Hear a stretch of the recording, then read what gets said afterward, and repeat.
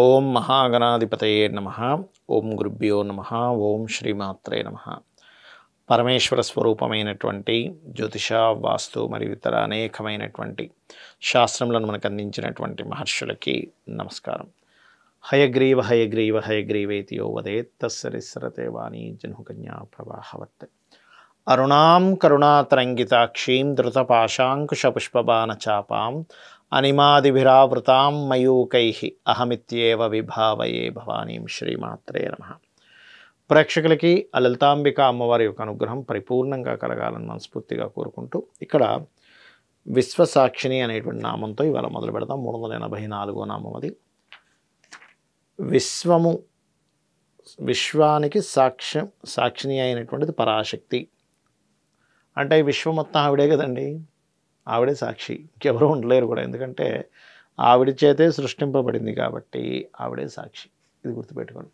విశ్వసాక్షిని అంటే దాని అర్థం. అదేవిధంగా సాక్షివర్జిత. సరే, ఈవిడ విశ్వానికి సాక్షి, కానీ ఈవిడికి ఎవరు సాక్షులు లేరు, అందుకే సాక్షివర్జిత. తనకు ఇంకొకరు సాక్షిగా లేనిది పరాశక్తి. ఎలా ఉంటారు చెప్పండి? ఇప్పుడు చిన్న ఉదాహరణ. పెద్దవాడు పుట్టాడు అనుకోండి, పెద్ద పిల్లడు పుట్టాడు, నెక్స్ట్ ఇంకో పిల్లడు పుట్టాడు అనుకోండి, అప్పుడు వీడు సాక్షి. వీడు మొన్న పుట్టాడు, నాకు తెలిసి నేను ఉన్నాను అంటాడు. లేదా ఒక కంపెనీ పెట్టాం, మన ఇంటి ముందే ఒక ఇల్లు కట్టుకున్నాడు, మనం ఎప్పుడో ఇల్లు కట్టుకున్నాం అనుకోండి. అవునండి, నేనే చూశాను, వాళ్ళు ఇల్లు కట్టుకున్నారు, తర్వాత ఆ పక్కింటి వాళ్ళు కట్టుకున్నారు, దాని తర్వాత ఇంకో పక్కింటి వాళ్ళు కట్టుకున్నారు, మేము ఇక్కడికి వచ్చినప్పుడు మొత్తం ఖాళీ స్థలం ఉండేది, మా ఇల్లే మొదట ఉండేది ఈ ఏరియాలో అంటుంటారు. అంటే ఇప్పుడు మొదటిగా ఎవరున్నారో వాళ్ళు మిగతా వాళ్ళకి సాక్షులు అవుతారు, కానీ మొదటిగా వచ్చిన వాళ్ళకి ఎవరు సాక్షులు ఉండరు, ఎందుకంటే వాళ్ళే ఫస్ట్ ఉన్నారు కాబట్టి. అలాగే అమ్మవారు సాక్షివర్జిత. ఆవిడికి ఎవరు సాక్షి లేరు.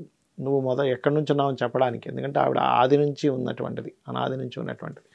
అదేవిధంగా షడంగదేవతాయుక్త అనేటువంటి నామం ఉంది. 6 అంగదేవతలతో కలిసి ఉన్నటువంటిది అమ్మవారు. షడంగదేవత. షట్ అంటే 6, షట్ అంగదేవత యుక్త. షట్ అంటే 6 విధములైన దేవతలతో యుక్త కూడినై ఉన్నటువంటిది అమ్మవారు. ఇక్కడ చూసుకున్నట్లయితే ఈ యొక్క దీంట్లో మనం అంగుష్టాభ్యం నమః, తర్జనీభ్యాం నమః, మధ్యమాభ్యం నమః, అది అనామిక, కనిష్టం, కరతల అని చెప్పి అంటూ ఉంటాం, చూసారా?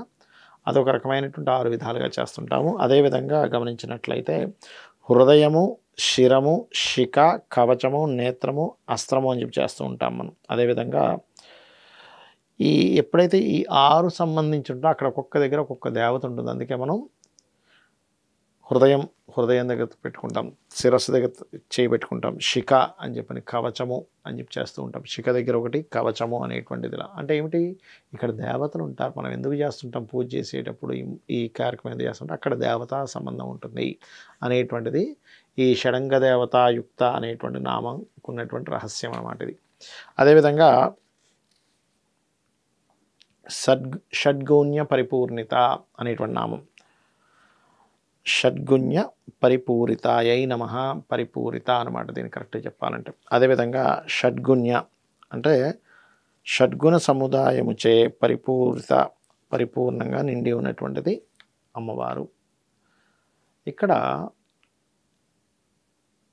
లలితా సహస్రనామాల్లో ఏ నామం తీసుకున్నా కూడా మన సాంప్రదాయాలు, మనం చేసేటువంటి నిత్య పూజ సంబంధించిన విషయంలోని మనము ఎలాగ ఏ విషయాల్ని ఆచరించాలి అనేటువంటి విషయాలు కూడా ఈ లలితా సహస్రనామాల్లో ఉన్నాయి. శ్రీమాత్రే నమః.